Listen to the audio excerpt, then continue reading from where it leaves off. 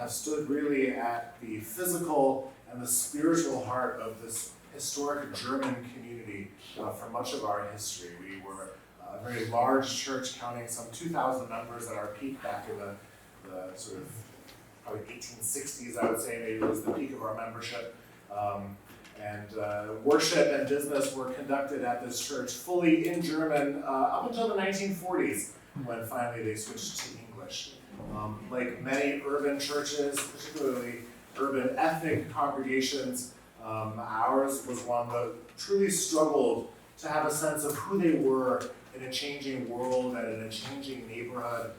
So that by the 1970s, the congregation had dwindled to maybe about a dozen people on Sunday mornings, not many people. And they were unable to care for this historic building, which originally had been built as the Dry Dock Methodist Church, when this was originally English and Irish Scots in this neighborhood, but was bought by us very quickly as this neighborhood became sort of overwhelmed by the German immigrants that were moving into the community.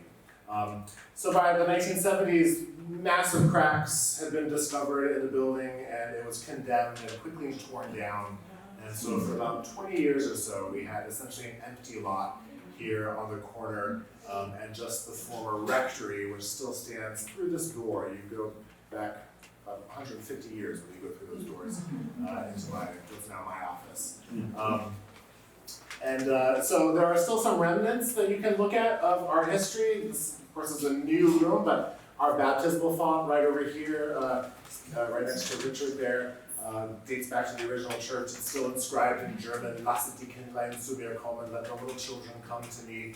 As you go down the stairs, you'll see the old stone from above the door, which is inscribed in German of our full old name.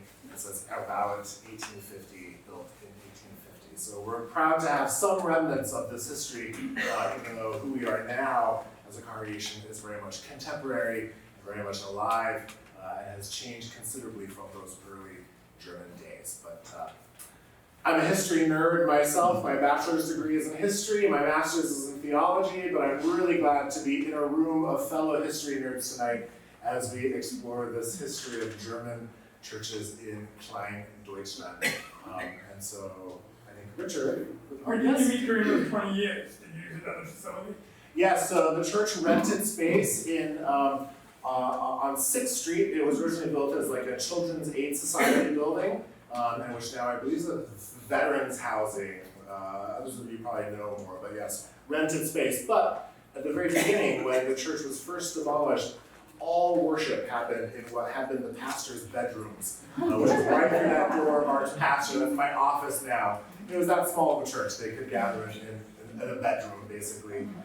Much as the earliest Christians did, if you know anything about early church history, you know that the first Christians worshiped in houses, in homes, which is what we did as well. And this building, when it was built in the 90s, was intentionally built to look almost like a house. So it doesn't look like a church. From the outside, it looks almost like an old Dutch colonial house in a way. Carolyn. Just an aside, that building was listed as one of the finest examples of Greek revival architecture in New York City. Look at that, Caroline. I didn't know that. Thank you. Yes, it was. Yes, we missed this terribly, but yeah, the neighborhood looked a lot different when this building was standing on this corner.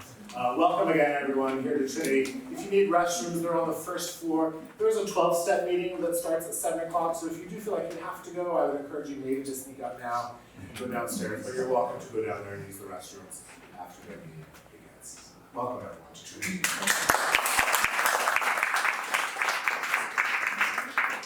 Well, thank you, Pastor Will, and welcome everybody. Thanks for coming out tonight. It looks a little scary out there, but Jesus is warm, right?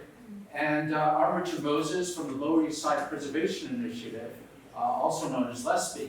We're a not-for-profit, all-volunteer preservation organization started in 2007 to preserve the history and architecture and culture of the traditional Lower East Side, which includes the East Village, Lower East Side below Houston Street, Chinatown, Little Italy, and the Bowery.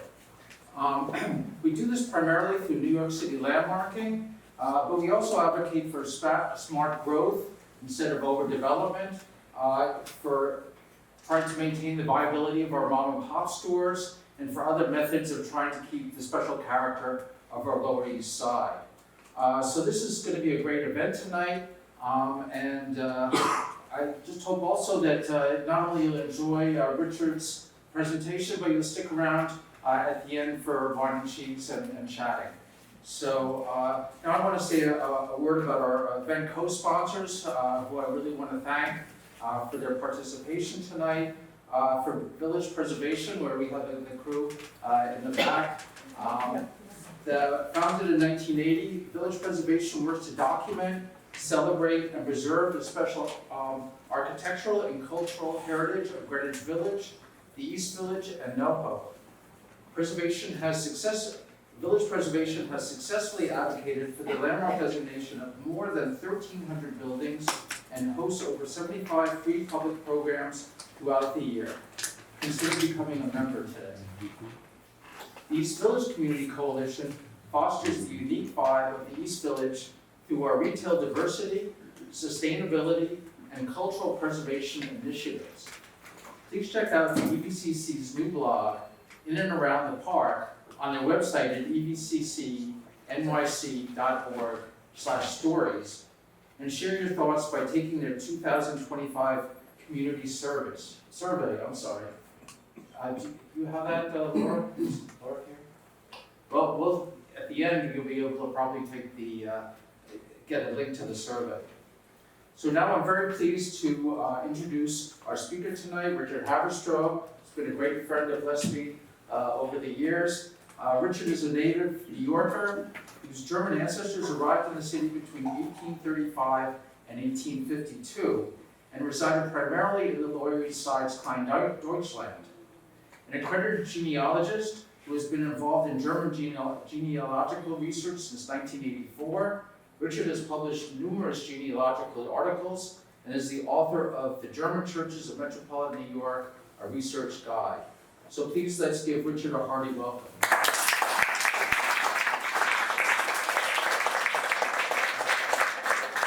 Thanks for the introduction, and thanks to everybody for coming out tonight. Luckily, the rain is more or less holding off, so that's a good thing.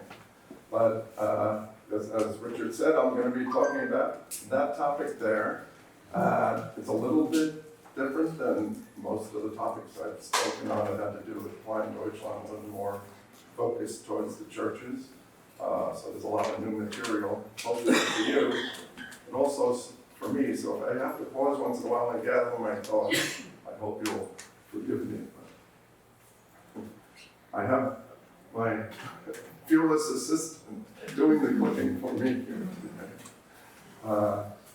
Okay, well, just to put everything into context, I thought it would be good to talk a tiny bit about immigration of the Germans into the United States, especially in the 19th and 20th centuries. It was the 19th century in particular where the biggest burst of immigration from Germany and also from Ireland occurred, and so many immigrants came into this country.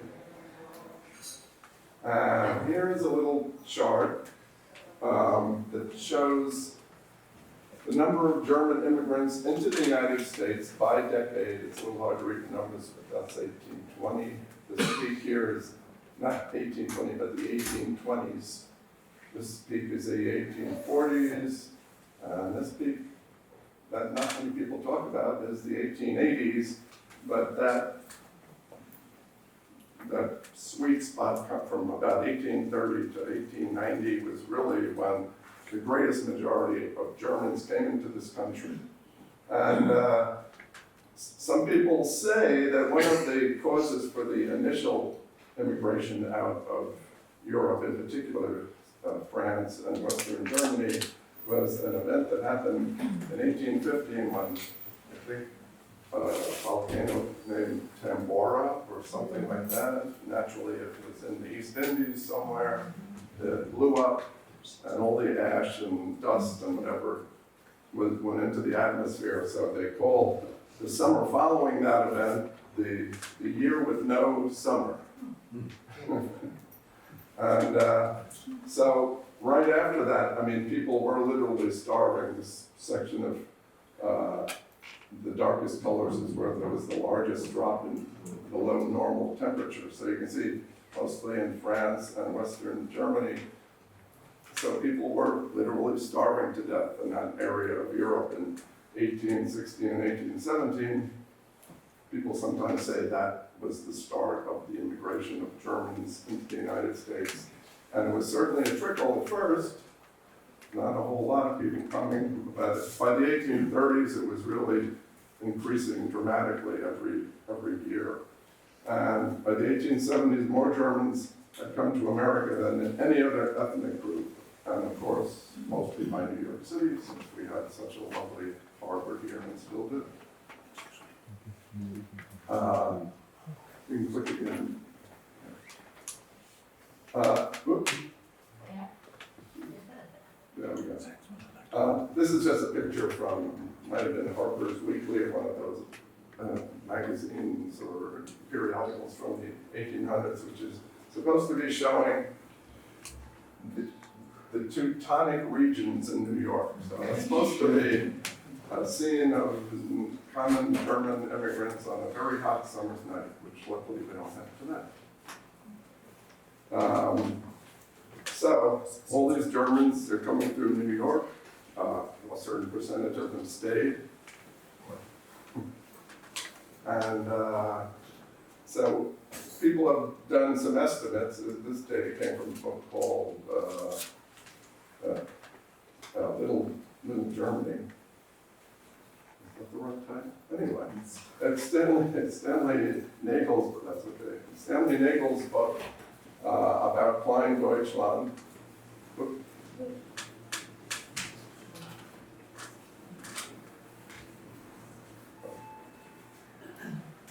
So he has estimated, based on the population and from censuses and that sort of thing, what the percentage of the population was German born in 1815, 16%, 60, 25%. You can see by 1880, it's up to 31% of the population of New York City was German born. A lot of people don't realize the size of the German influence in New York City, really. And back in the 1830s, the early 1830s, around the time when Kleindeutschland was beginning to become a thing, an ethnic enclave in New York City, this is what the map of New York City looked like, and the dark areas are the more developed areas where all the blocks pretty much are filled with buildings, usually tenements or other kinds of commercial or industrial buildings. But you can see, here's Tompkins Square Park. You can see that these are undeveloped areas here on the east side, and also in the northern parts of other areas in the city. But so I always say, we call this the Lower East Side, but when the Germans first started coming in here, it was kind of like the Upper East Side. So not that it had that kind of cachet, but this is just pointing out that because of the influx of all the immigrants, and not just German, but German and Irish mostly, they had to create a new ward, the 17th ward in 1837, and then the 18th ward in 1846, because the population was just increasing so quickly. And by the way, the Germans liked to call Tompkins Square Park der Weiße Garten, the White Garden.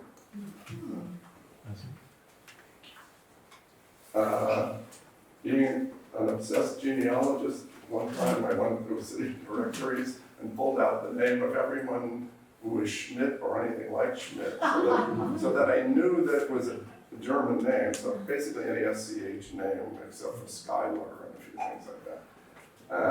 And I plotted them on these maps.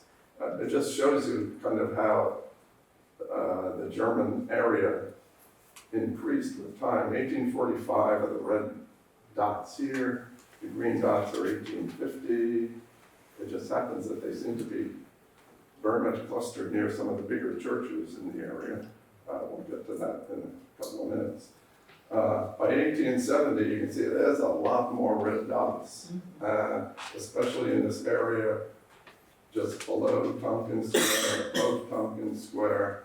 And I put this oval here That's sort of what I consider my estimate of what we call Kleindeutschland at that time. I don't know if the reason the dots were a little more scattered in like this area down below Houston is because the tenements didn't hold as many people. They were older tenements. I think that's probably one of the causes. But anyway, so this is how the neighborhood grew over the decades. Okay. Next.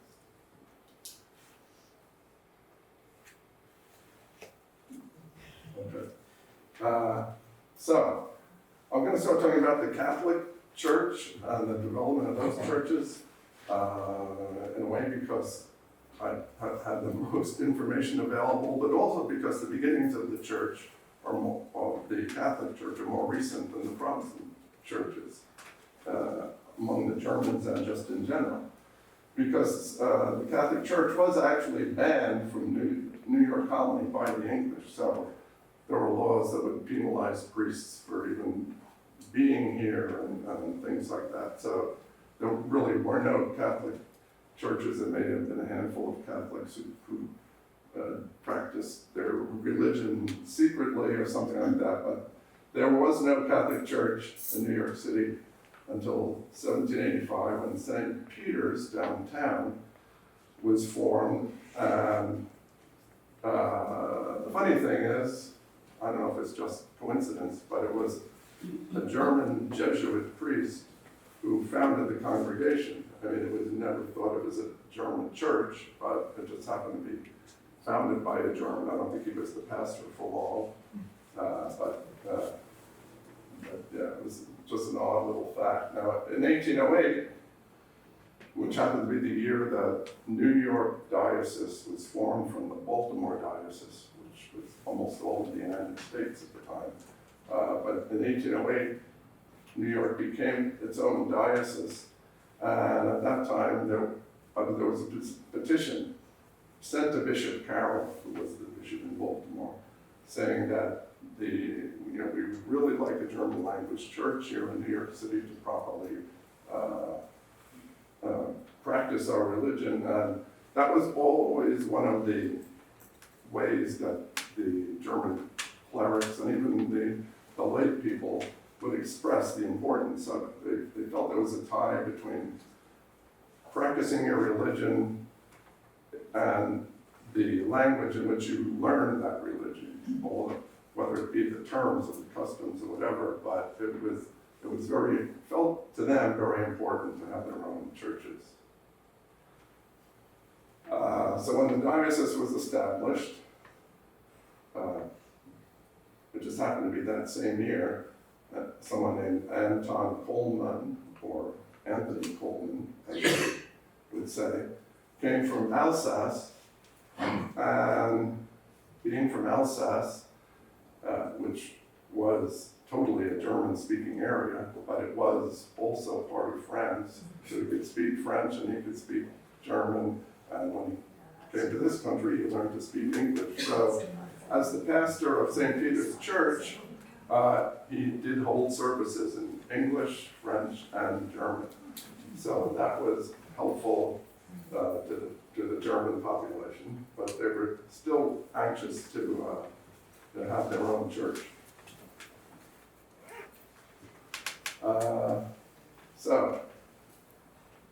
In 1826, Pope Leo the 12th appointed Jean de Bois, Bishop of New York, which was, up to that point, the bishops, mostly, if not completely, had been Irish, so this was something a little different.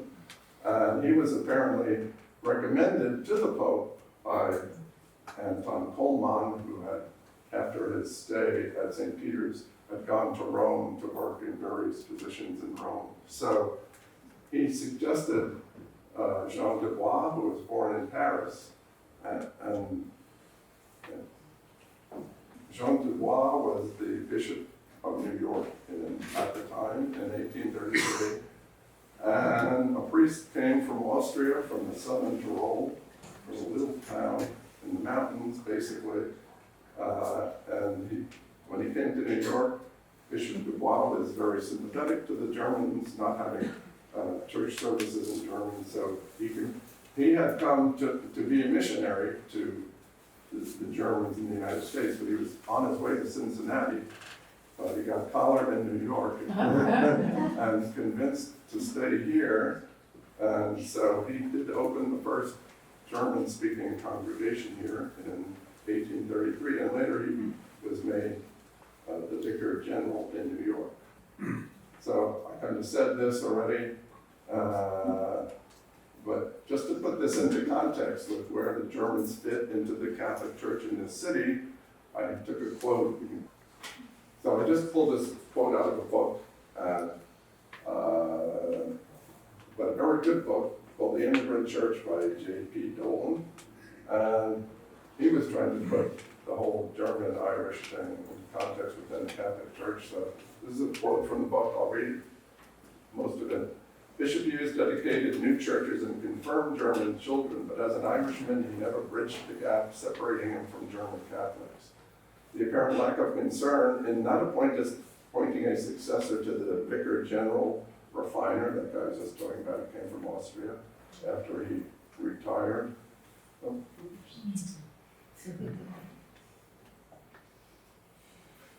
oh. Anyway, the Germans were kind of ignored by the Irish bishops, and as much as they didn't like that, they were still happy that they weren't interfering in their affairs. So, okay. This is the Johann Stephan Refiner, or John Stephen Refiner, missionary to the German Catholics in the U.S. And he did so much to establish churches in New York and other parts of the country that he is generally considered to be the apostle of the Germans. He was born in this little town. It was so quaint looking at. Pulled out a picture of it. In Austria, in the southern Tyrol, to a wealthy family. He had started religious studies, but because of the Napoleonic Wars and the rather harsh treatment of religious institutions, and particularly the Catholic Church, by the Napoleonic government, he had to interrupt his studies, became a doctor, served in the army.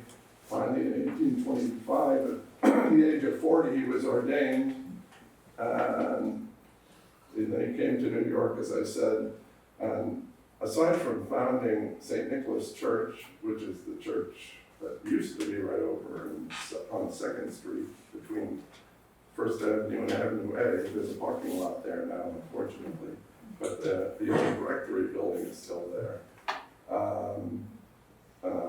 He had a hand in, he wasn't the pastor in all of them, but he had a hand supposedly in about establishing about 30 different churches, German Catholic churches, including one in Boston, which I'll mention probably briefly again later, but he was really a tireless major force in establishing German language Catholic churches in this time period from about 1833 to the mid to late 1840s. Okay. One more. Okay. So this is what St. Nicholas Church used to look like.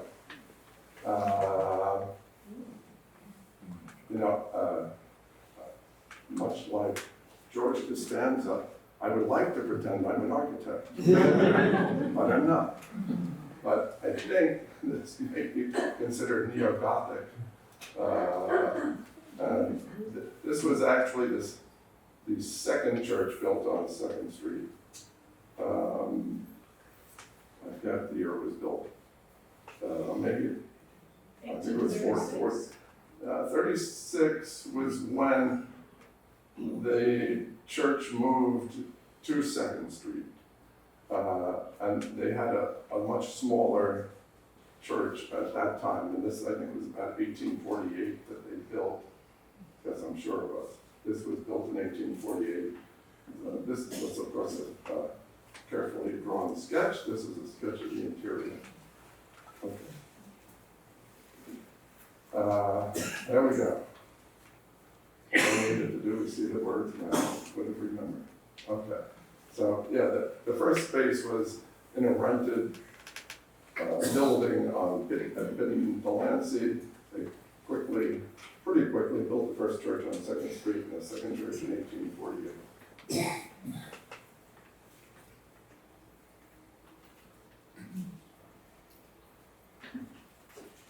Good, that's good. And so that all seems like a wonderful thing. Only there was a slight problem within the Catholic Church back in those days, and it had to do with something called trusteeism, which I still totally don't understand, but somehow or other, the lay people were really given control of the parishes more so than the priests. So there was often battles between the priests and the lay parishioners, to the point where priests were often just resigning because they couldn't deal with the trustees of the church. So that's what happened in St. Nicholas. So Father Refiner,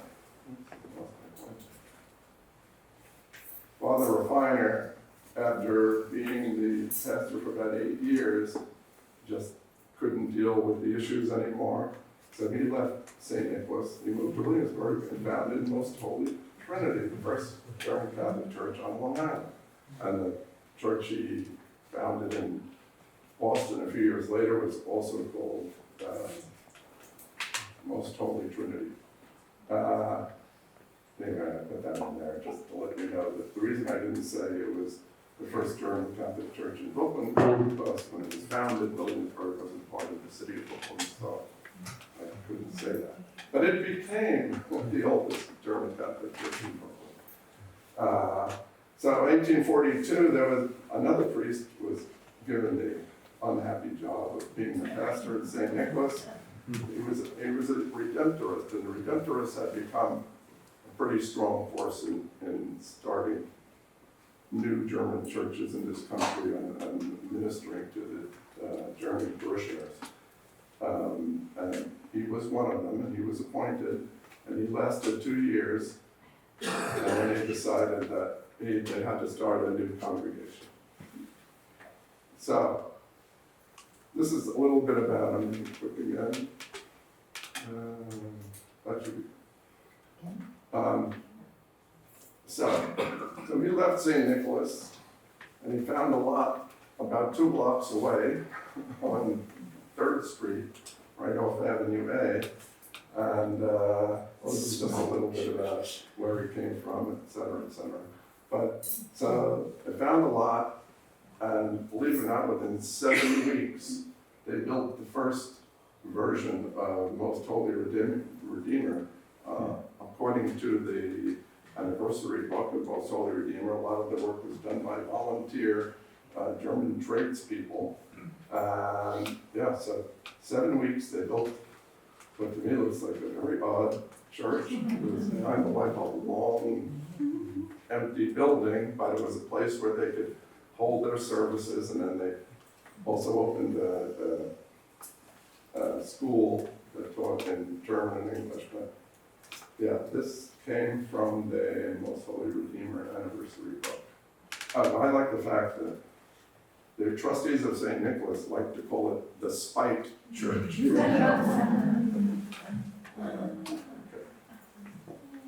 And as was happening with almost all new congregations in New York City, they open up, they build a church, and before you know it, the congregation outgrows the church. So St. Nicholas had already built their second church by 1848, so then Most Holy Redeemer built their second church, which looks more like a real church. Actually, it's an incredibly, whether you like the style or not, it's incredibly majestic.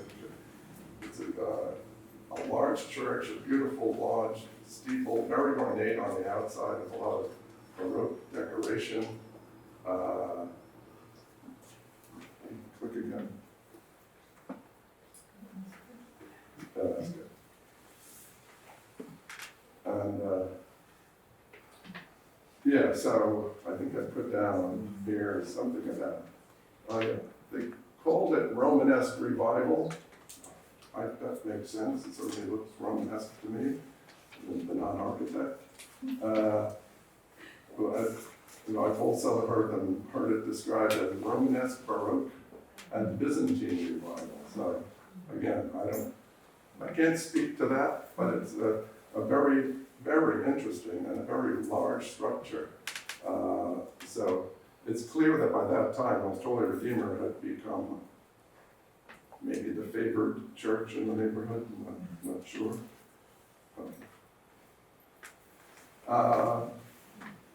So I took a few pictures, just so you get, if you've never been in the church, it's still, the exterior is a little simpler than it was when it was first built, but the interior is still incredibly ornate.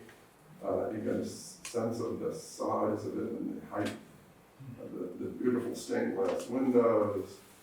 Over here, there's a lot of what I would call the Baroque ornamentation in the interior. Here's the main altar. This is one of the side altars, and I forget what it's dedicated to. I think I know, but I don't want to say it because I might be wrong. But yeah, all along the sides, on both sides of the church, there were all these separate little altars and shrines and things like that. It's really interesting to do it. And this is what the exterior looks like now, which you can tell it's changed from the original. You don't see a lot of Baroque ornamentation, and actually, I think it was in the early 1900s, they refaced the building.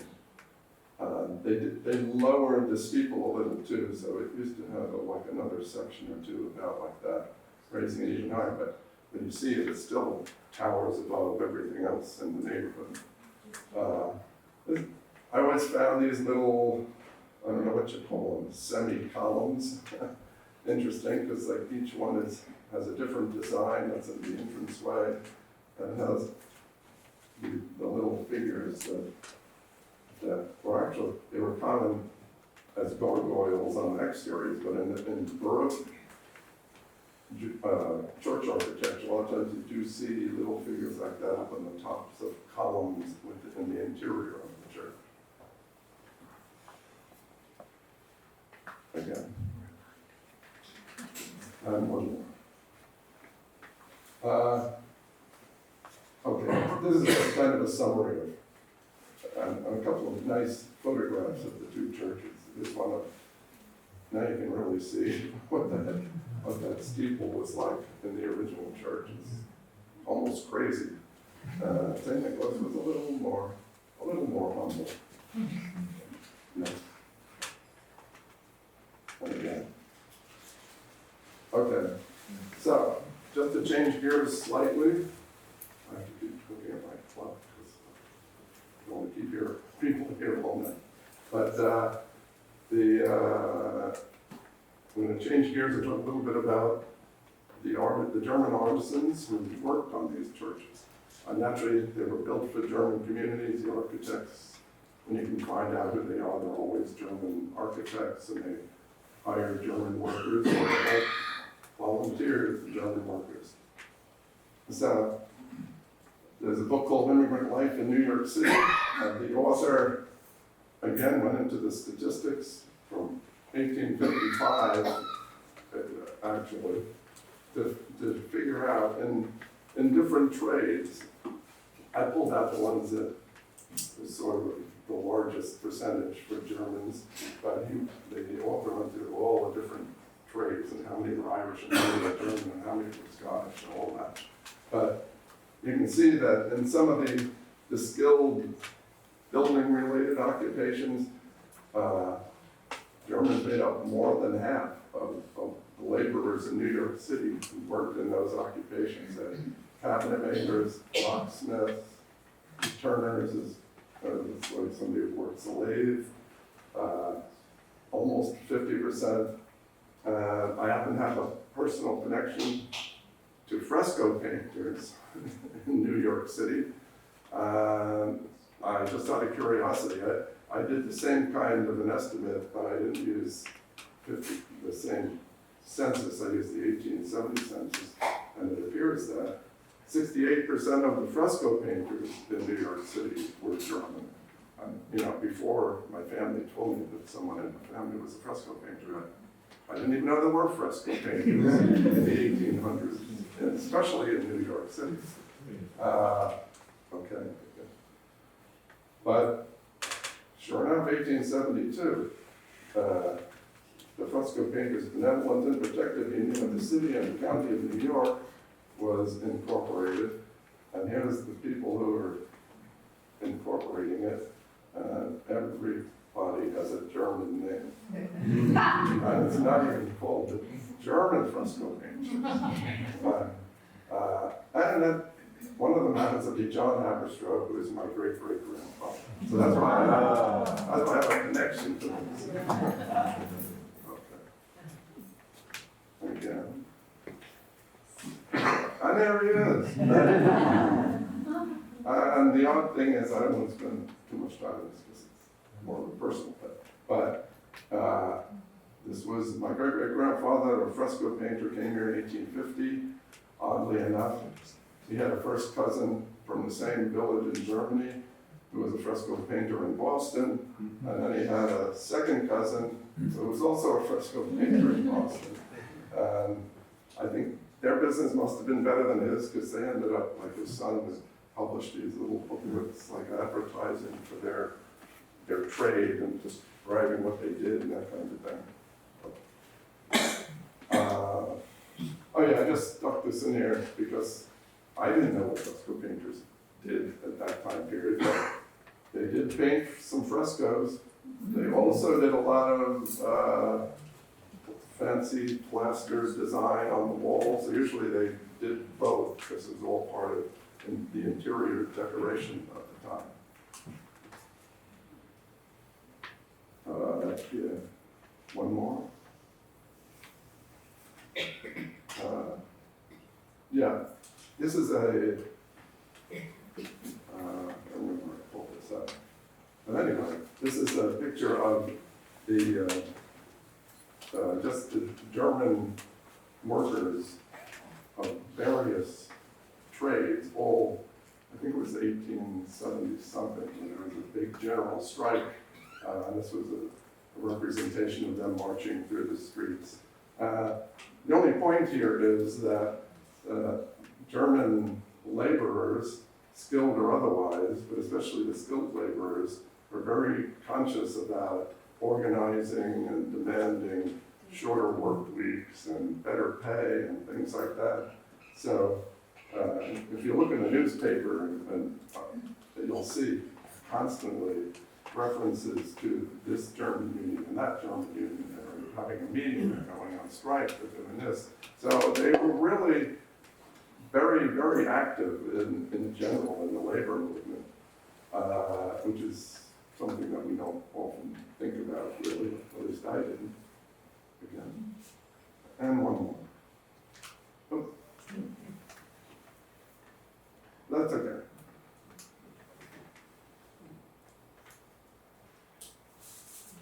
Yeah, these are all just blurs from the newspaper. It seems like whenever fresco painters come up, it says German fresco painters. One more quick. When they're not causing trouble and demanding this and that and the other thing, they like to do it all Germans do. They go to a park and have a picnic. So you'll see, this organization had their picnic at Jones Woods, which was some park up near, 60, yeah, 60, right, east side, where the, Third Avenue, First Avenue. right. That was a common one, but also in the summer, they'd go on excursions, go on a steamboat and go to Connecticut or Long Island or something, so they knew how to live with whatever limited free time they had. Yeah. I just want to say one other Catholic church that's very important to Kleindeutschland is Our Lady of Sorrows. It's still here, of course. It's a very different church than the ones we've seen so far, very different style. The interior is much simpler. It's just a very, very different architecture involved here. Okay. Yeah, it was established 1867, and the church was completed to 68. Again, I've been told it's Byzantine and Romanesque revival with some Victorian ornamentation. And that's about all I know. The architect, though, was Henry Engelbert, and he's one of the few architects I can find at these churches where I can find any information about it. Next. Oh, there's some pictures from the interior. You can just see got a totally different look from most building Redeemer. This is the fanciest thing in the whole church. The top of that, there's 4 columns around the middle. It has these 2 interesting things. What they call an oculus or something. But right over where the congregation sits, there's a dome with an opening that lets light in, and there's a similar one right over the altar. Just kind of interesting touches.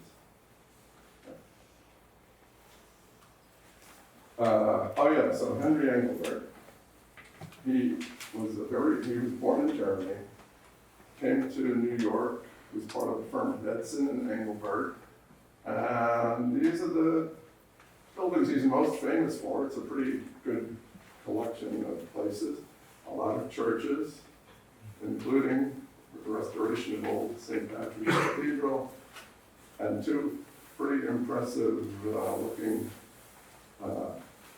let's call them public buildings.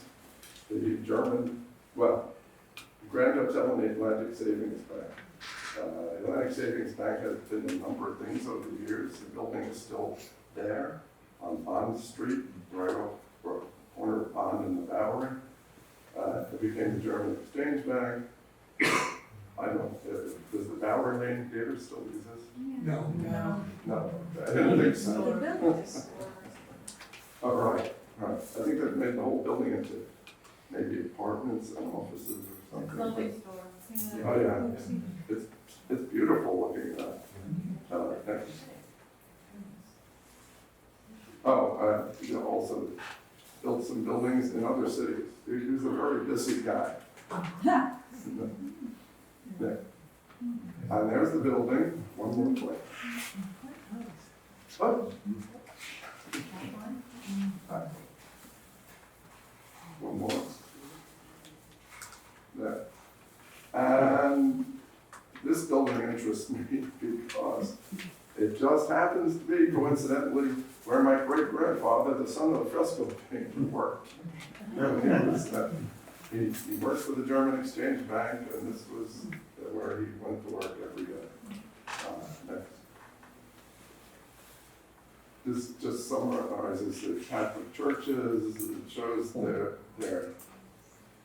well, this isn't quite the last building, but we've talked about St. Nicholas, Our Redeemer, Our Lady of Sorrows, St. Mary Magdalene. We didn't talk about, that was the latest stuff, though, and that was all the way up on 17th Street.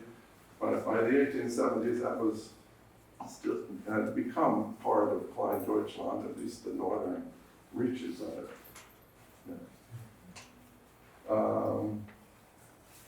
Another.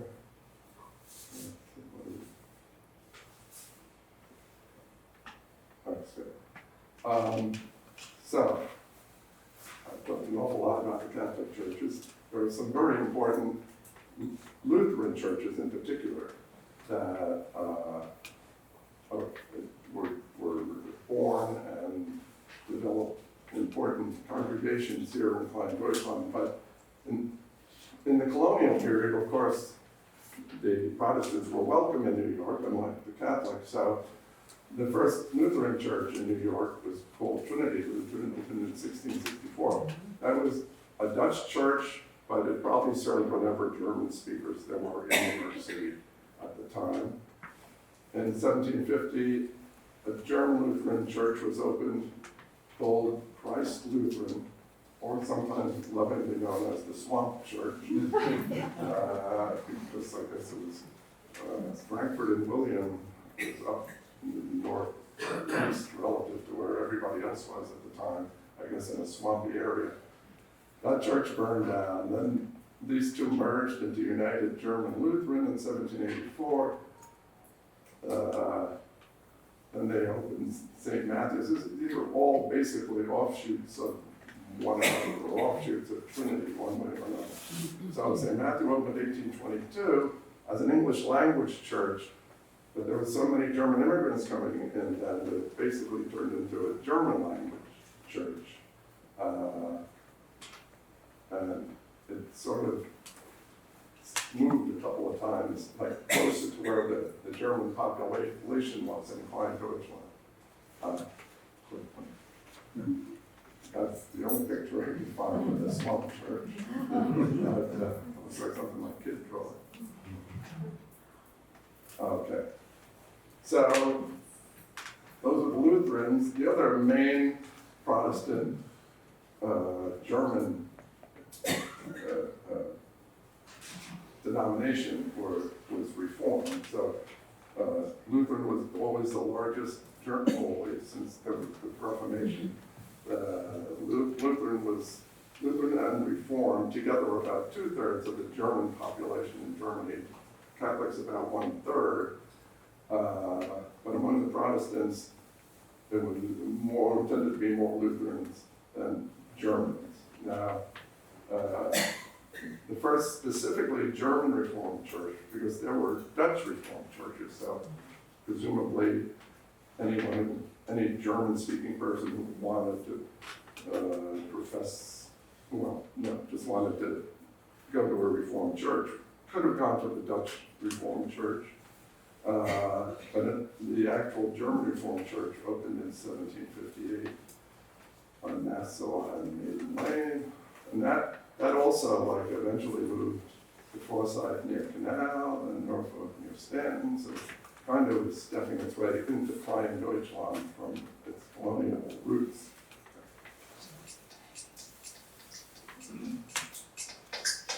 Okay, now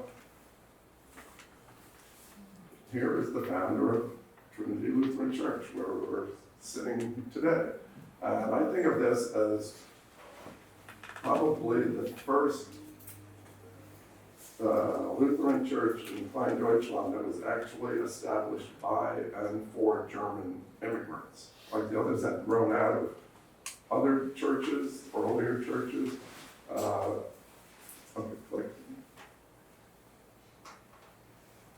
Clicking in. Yeah, this is just some facts about him. He's born in 1808.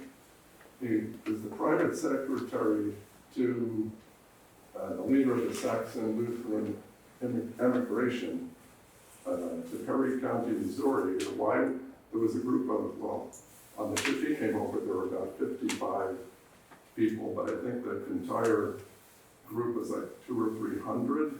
And they were people who wanted to preserve the true Augsburg Confession of the Lutheran Church. Because in Germany at the time, it had become, the map of Germany became much more simplified after Napoleon. And a lot of these states were now larger and autonomous countries, and they were sort of the overseers of the Protestant church, but some of them didn't want to be the overseer of two Protestant churches, the Lutheran and the Reformed. So they tried to convince people to, let's just have a one Protestant denomination as the state church. They would call it evangelisch or evangelical, which to Germans just means Protestant, whereas to us it means a certain form of Protestantism. But that's why this group of Lutheran theologians and just lay people also came to this country to establish what they thought was the true Lutheran religion in Missouri. And Theodore Julius Brome was one of the people who came with them. And the Martin Stefan was basically the leader of the group, at least at first. What did you do?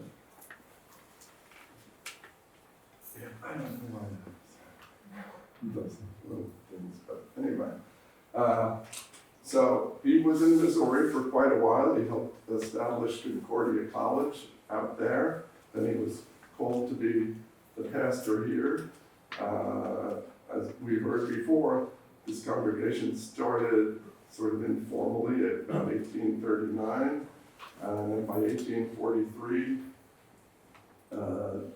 it was established as a full-blown congregation, and Theodor Julius Rome was the pastor.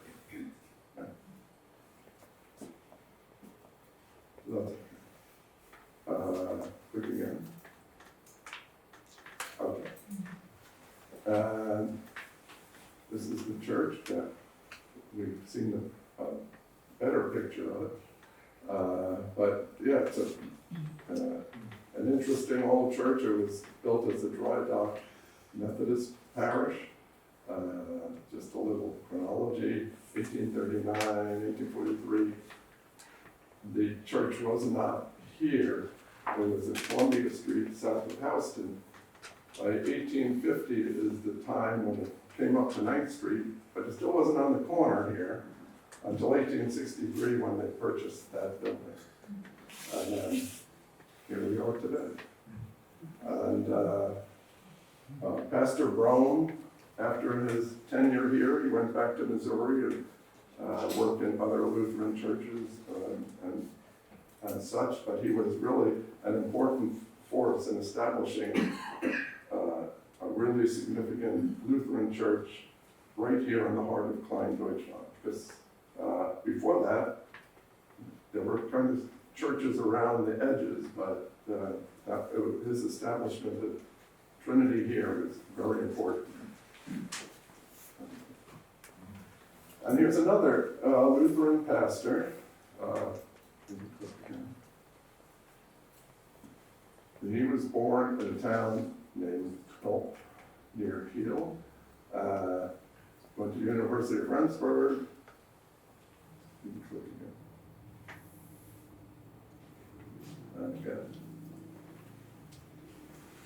Okay. So he didn't come to America until 1847. He was an assistant. He started out as an assistant at St. Matthew's, which you may or may not recall was one of those churches that came out of Trinity and has a long, long history.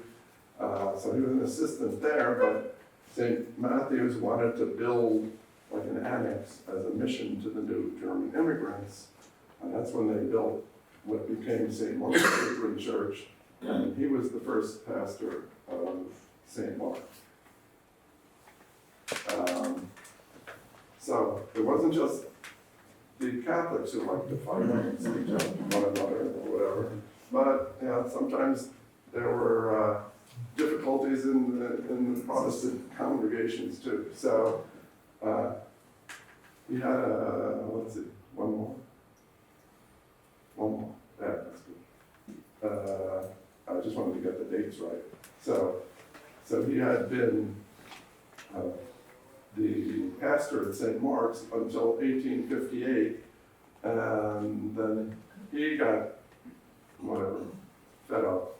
So he went and started a new congregation in the village, St. John's on Christopher Street. And that building, they purchased the building, which is actually, I think, one of the oldest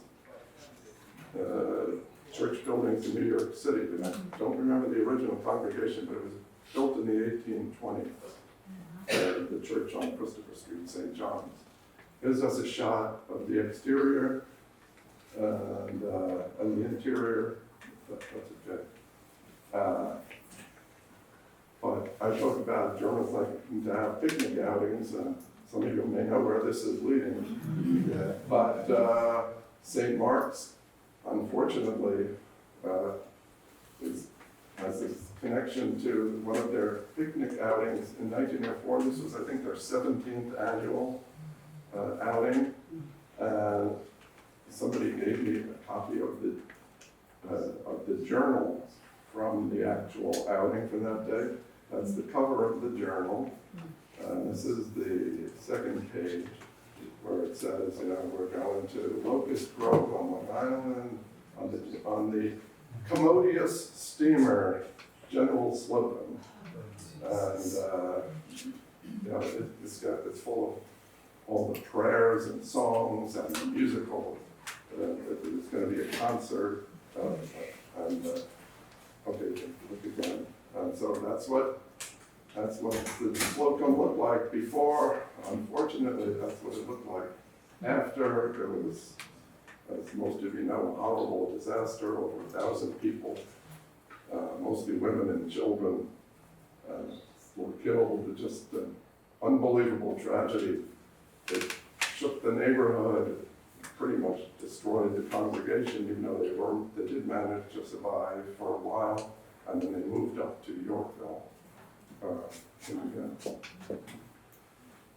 And right over there across the street is a little memorial to the people who died on the General Slocum. Sometimes it's hard to find, but it's over in the park there, up near the northern middle of the park. A very touching little one. So just to wrap things up, look again. You know, so there was a thriving German community here, and people say, well, why, you know, what happened to it? So just very quickly, you can click one more.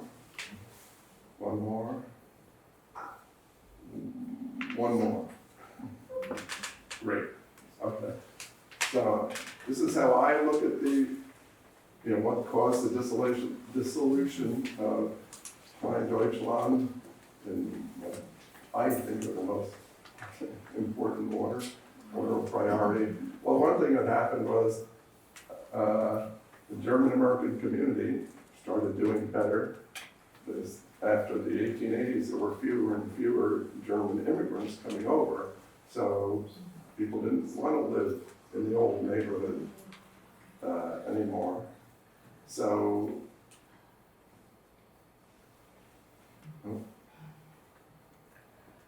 forward. Got it.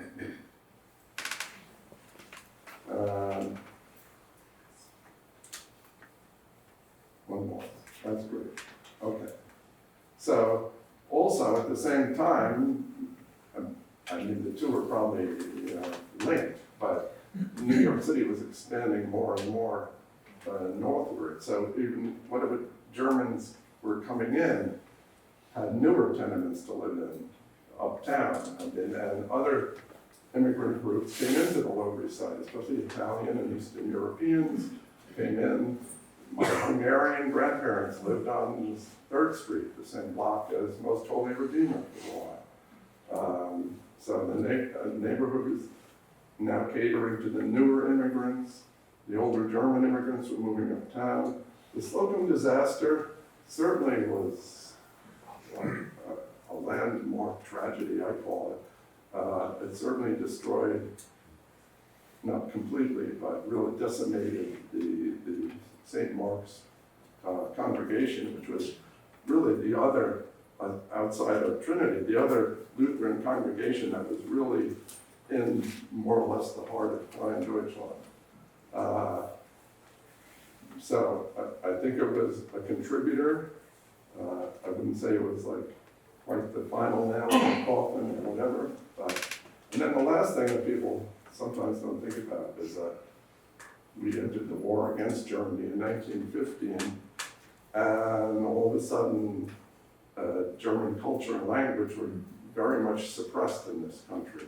I mean, in certain states you weren't allowed to teach German anymore, and even my great-grandmother changed her name from Haberstroh to Haberstroh.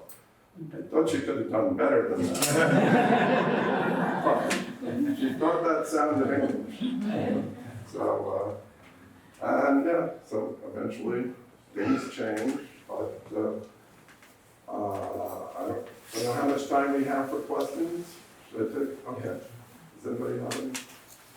Yeah, could you give us a little bit of context about German Catholics and German Lutherans? You know, what, were they together, apart, how in Germany and In here? Germany, And here. okay.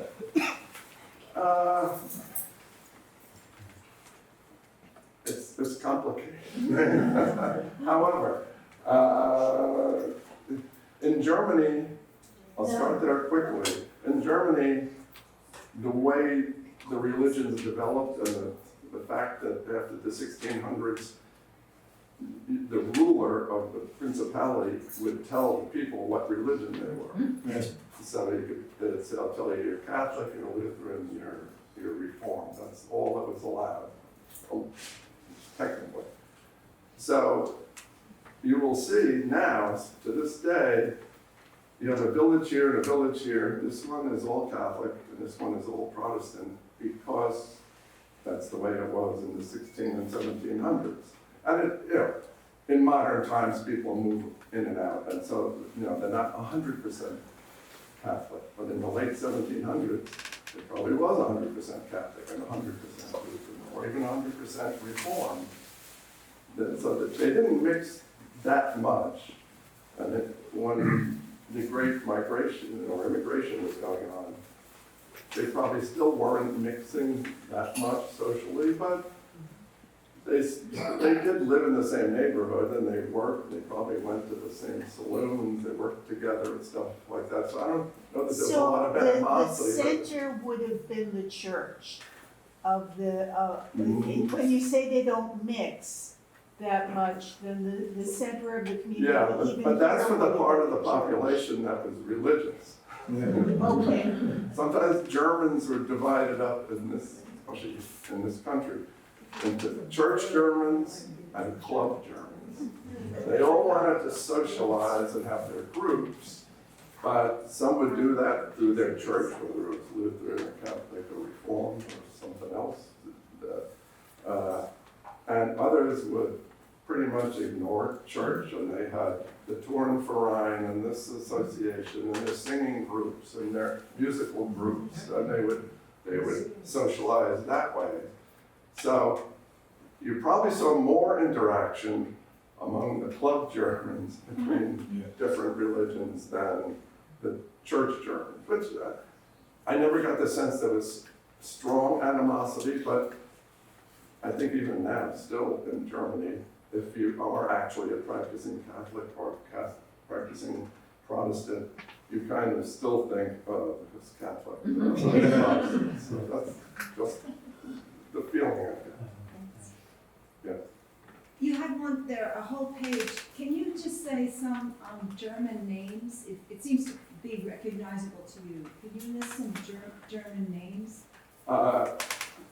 Well, Besides Schmidt? If Besides I would Schmidt? say Mahoney. I'd like to offer Weber. I don't Weber, know. oh yeah, well, I mean, Muller, Bauer, all of the I have a Metzger, whole talk all on of German. So I don't even know what to be multi-professions. but I mean, I recognize them because, you know, I've been speaking German for quite a while, and I do genealogical research, so I see the names. They have certain word letter combinations that make me know it's not really a German name. It was either changed or it came from somewhere else. But, you know, there are certain, if you know the names of different occupations, then you know what Schmidt and Müller and a lot of other ones are, you know, or you can see, oh, that's the name of the town with an ER stuck on it. So like, you know, somebody from that town. So, and they're, sometimes they have really weird German names, like, what is my favorite one? Bergman? It's like a sentence, like gets up too early. But yeah, so if you know the language, then you know what they sound like, you know what the other parts of them mean. So that's the only way I can identify them. But yeah, there are lots of them. Becker, but the most common ones are the ones that are occupations, like Becker and Muller and Schmidt and Bauer, Maya with 6 different ways of spelling it. Still Maya, pronounced exactly the same. But I think that's the best I can do. Yeah. I'd like to thank you for the lovely talk. I'm Yorkville Kleindeutschland historian. Oh. I pick up where you left off. Yeah. And I just What's your name? I'm sure I know. Kathy Jolowitz. Of course. Yeah, and I built a large, I do exhibit lectures. And I built a large exhibit of about 36 panels of artifacts from the 60s through the 60s. I know you've been doing that longer than I have. Yeah. I do them for free, and I have a big section on the Slocum disaster and the churches and how they formed also. And anybody who would like me to do one, I do them for free. People do them for fundraisers. So if you like, I also have a website, so. Right. Oh, I'm glad you were here, and I'm glad you mentioned it. I made it. That's great. You know, a lot of Germans also moved to the Bronx at some point with the Brewers, because I know at Woodlawn Cemetery, they have a whole section of the German Brewers, and now I went on a walking tour of Melrose, and they put down a lot of German. My family moved from Kleindeutschland to the pre-Yorkville, and then to the Melrose neighborhood. So I'm everywhere. And my great-grandfather, who was the banker, most of his banking was with the Brewers, handling their accounts. So, yeah, there was a really tight-knit, not gigantic, but a tight-knit German community in Melrose, or Morrisania, whatever you want to call it. Yep. And they had a German Catholic church there, and a couple of very important Lutheran churches also. I think we have time for maybe 1 or 2 more questions, if that's okay. Okay, yeah, whatever works for you guys. Okay. On a personal note, I'd say if it wasn't that my father's older sister was sick on a certain glorious summer day in 1904, I might not be here. Right. Yeah, that's, you know, I've heard a couple of people say, supposedly my, so-and-so grandparent or something was planning on going, but they couldn't go, whatever. And one reason why it was mostly women and children on the Slocum was, of course, it was a weekday. All the men were working. So it was the worst of all possible scenarios, I guess. I met a German-speaking ghost 40 years ago in 1985 in Hampton Fish's apartment. She spoke to me. I was house sitting because he was in Cuba, and his father was in Congress asking for more sanctions on Cuba. And are there any books about the metaphysics of what happened after because it became much more of a German-Jewish community here after the war, after the Slocum was done.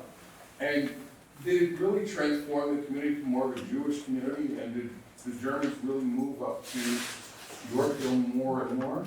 Well, I think they did. That's why I put this list of reasons. The General Slocum might have contributed to it, but there was already, even before that, by the 1890s and very early 1900s, the Eastern European and Italian immigrants were already coming over into this area in large numbers. With the socioeconomic advancement, were people just having a better lifestyle and just moving to that was just part social and economic mobility? Yeah, the first American-born generation did better, and then the next one did better than that, and they didn't want to stay down in the tenements here at that point. Anybody?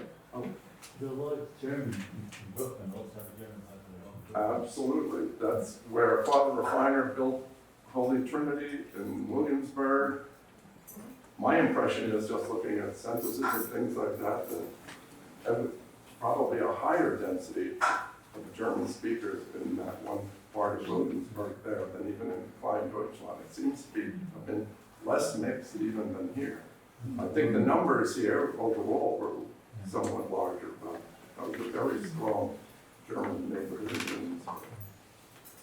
Well, I think some of you might be interested in wine and cheese. You know,